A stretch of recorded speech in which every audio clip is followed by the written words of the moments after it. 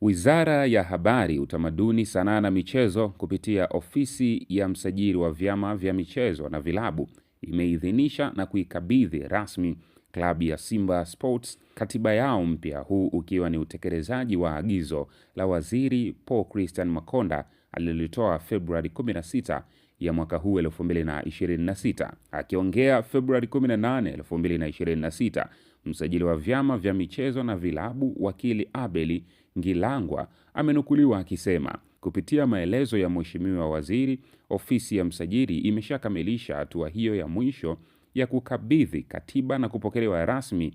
Kwa hiyo katiba ya Simba imeshakabidhiwa kwa uongozi wa klabu ya Simba. Kwa msingi huo, napenda leo Februari 18, 2026 kuutaarifu umma kuwa mchakato wa marekebisho ya katiba ya Simba Sports Club sasa umehitimishwa kikamilifu kwa mujibu wa sheria na kanuni ya vyama vya michezo baada ya kukamilika kwa hatua zote, ikiwemo kukabidhi rasmi katiba hii kwa klabu ya Simba. Mchakato huu wa marekebisho ya katiba ya Simba umepitia michakato mingi kuanzia uchambuzi, tathmini na uidhinishaji wa marekebisho ya katiba.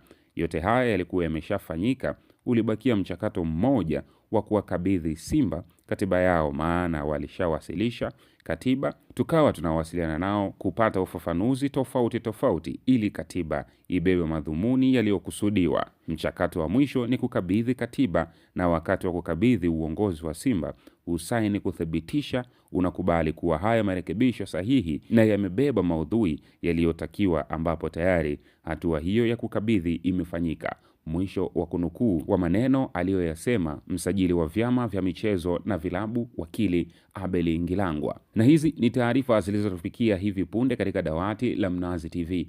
Endelea kutufuatilia kupitia mitandao yetu ya kijamii, tunatumia Mnazi_TV, Instagram pamoja na TikTok, lakini hapa YouTube tunapatikana kama Mnazi TV.